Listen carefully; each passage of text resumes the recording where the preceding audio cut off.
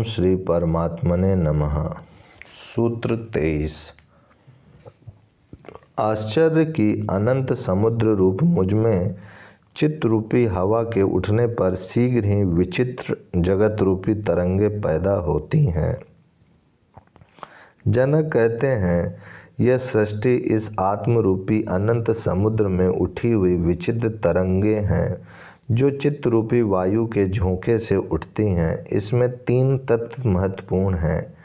एक तो यह आत्मा या ब्रह्म अनंत समुद्र के समान है, जिसका कोई अंत ही नहीं है, जो असीम है, किसी सीमा में बद्ध नहीं है। जिस प्रकार वायु के झोंकों से समुद्र में ऊंची ऊंची एवं भिन्न प्रकार की तरंगें उठती हैं, उसी प्रकार चित्त रूपी वायु के झोंकों से इस आत्मा में विभिन्न वासनाओं की तरंगें उठती हैं। यह काम, क्रोध, लोभ, मोह, प्रेम, घृणा, वासना, उत्तेजना आदि उस आत्मा में उठी तरंगें ही हैं, जो चित्त के स्वभाव के कारण उठती हैं। इन्हें न मनुष्य उठा सकता है, न रोक सकता है। इन तरंगों का नाम ही संसार है। ये तरंगें चूँकि समुद्र से भिन्न नहीं हैं, इसी प्रकार यह संसार आत्मा से भिन्न नहीं है।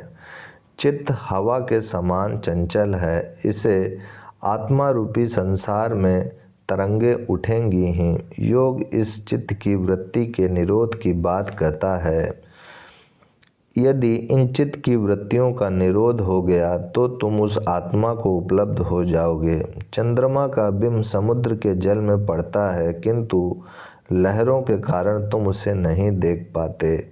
लहरें शांत होने पर तुम उसका बिंब स्पष्टतः देख सकोगे।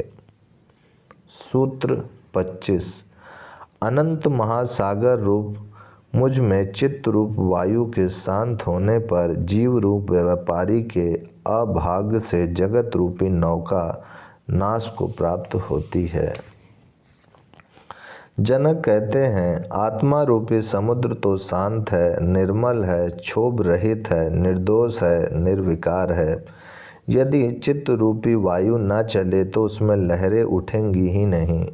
यह चित्त ही उस शांत समुद्र को तरंगित करता है, वही लहरें उठाता है। चित्त की वृत्तियों से ही लहरें उठती हैं। ये तरंगे ही संसार हैं, जो आत्मा रूपी समुद्र से भिन्न नहीं है, किंतु अहम भाव के कारण ये भिन्न प्रतीत होने लगती हैं, अपना अलग अस्तित्व मानने लग जाती हैं। यही अज्ञान है, जो अहंकार के कारण पैदा हुआ।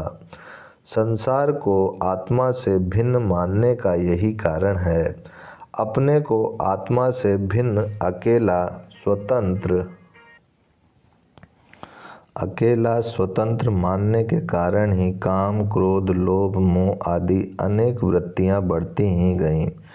तृष्णा, वासना का विस्तार हुआ, परिग्रह की प्रवृत्ति बढ़ी, जीने की इच्छा हुई आदि अनेक रूपों में इनका विस्तार होता ही गया। वह मनुष्य अपने ही बनाए हुए माया जाल में उलझ गया। जनक कहते हैं कि तरंगे ही संसार है, जो आत्मा रूपी समुद्र में चित्त रूपी वायु से पैदा हुई। यह जीव रूपी व्यापारी संसार में भोगों का अभिलाषी है। इसकी जीवन नौका इस चित्त रूपी वायु के सहारे से ही चलती है, अर्थात संसार का अस्तित्व तभी तक है जब तक यह चित्त विद्यमान है।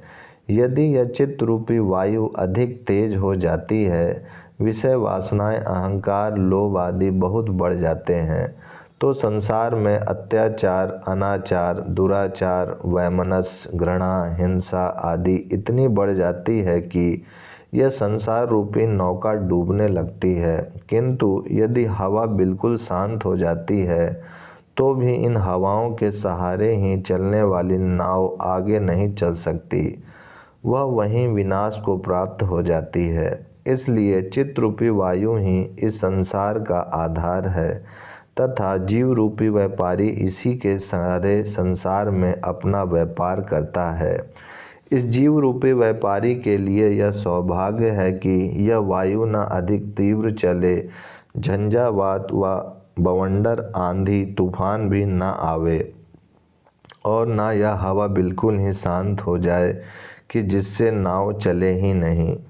किसी ने कहा है दर्द भी होता रहे, होती रहे फरियाद भी, मर्ज भी कायम रहे, जिंदा रहे बीमार भी। यही दुनिया का वास्तविक स्वरूप है। इससे भिन्न दुनिया की कल्पना की ही नहीं जा सकती। राजा जनक इसमें संसार की बात ना करके मुक्ति को प्रतिष्ठा देते हुए कहते हैं कि यदि चित्त रूपी वायु का चलना बंद कर दिया गया जाए तो ये लहरें उठेंगी ही नहीं, समुद्र शांत हो जाएगा, तरंग रूप यह संसार विलुप्त हो जाएगा, तो यह जीव अपनी नाव को खे नहीं सकेगा। उसका संसार के साथ जो व्यापार है वह बंद हो जाएगा तथा उसकी यह जगत रूपी नौका विनाश को प्राप्त हो जाएगी। यह उस जीव रूप व्यापारी का दुर्भाग्य ही होगा, क्योंकि जीव का मुख्य आधार ही संसार है, भोग है, तृष्णा है, वासना है। किंतु जनक इस दुर्भाग्य को भी सौभाग्य मानते हैं। जीव के लिए यह दुर्भाग्य है, किंतु जीव इससे अपने को संसार से अलग करके अमृत को प्राप्त हो जाता है। लहर मिटकर सागर बन जाती है, जीव विनाश को प्राप्त होकर आत्मा स्वरूप हो जाता है। वास्तव में छूटता कुछ भी नहीं। लहर को समुद्र से भिन्न मानने की जो भ्रांति थी, जो अज्ञान था, वह मिटते ही वह समुद्र हो गई। जनक यही कहते हैं कि मेरा जीव रूप विनाश को प्राप्त होकर आत्मरूप हो गया।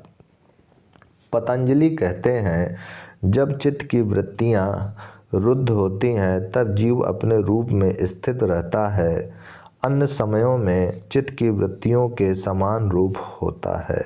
ओम शांति शांति शांति।